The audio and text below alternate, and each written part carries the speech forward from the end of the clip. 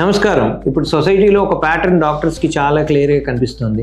చాలామంది IT professionals just 28 to 35 years age గ్రూప్లో వాళ్ళలో BP, cholesterol, diabetes and heart diseases ర్యాపిడ్గా పెరిగిపోతున్నాయి. బిగ్గెస్ట్ రీజన్ ఏంటి అంటే సిట్టింగ్ లైఫ్ స్టైల్. ఐటీ జాబ్స్లో పనిలో ఎక్కువ భాగం కంప్యూటర్ స్క్రీన్ ముందు కూర్చునే ఉంటున్నారు. రోజులో 10 to 12 అవర్స్ ఒకే పొజిషన్లో కూర్చోవడం మెటబాలిజంని స్లో చేసేస్తుంది.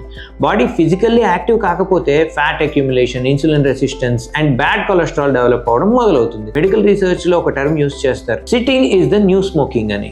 మీన్స్ ఎక్సెసివ్ సిట్టింగ్ కూడా లాంగ్ టర్మ్ హెల్త్కి ఈక్వల్లీ హార్మ్ఫుల్ అవ్వచ్చు. సెకండ్ ఇంపార్టెంట్ ఫ్యాక్టర్ ఏంటి అంటే వర్క్ ఫ్రమ్ హోమ్ కల్చర్. ముందు ఆఫీస్కి వెళ్ళడంలో కొంచెం walking, movement, social interaction automatically అయ్యేవి.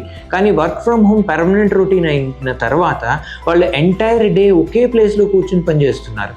ఫుడ్ హ్యాబిట్స్ కూడా ఐటీ ప్రొఫెషనల్స్లో హార్ట్ రిస్క్ పెంచడంలో major factor.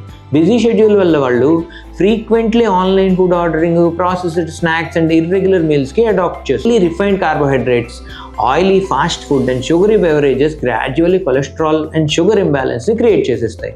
Smoking and alcohol consumption కూడా స్ట్రెస్ మేనేజ్మెంట్ పేరుతో లైఫ్ స్టైల్లో ఒక భాగం అయిపోతుంది. కానీ లాంగ్ టర్మ్లో ఈ హ్యాబిట్స్ బ్లడ్ వెజల్స్ని డ్యామేజ్ చేసి హార్ట్ అటాక్ యొక్క రిస్క్ సిగ్నిఫికెంట్లీ పెంచవచ్చు. ప్యాటర్న్ డిస్టర్బెన్స్ కూడా ఒక hidden risk factor.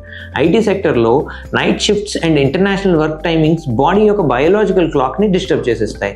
Mental stress కూడా ఐటీ ప్రొఫెషనల్ యొక్క strong component. Deadlines, performance pressure and job insecurity chronic స్ట్రెస్ని క్రియేట్ చేస్తుంది.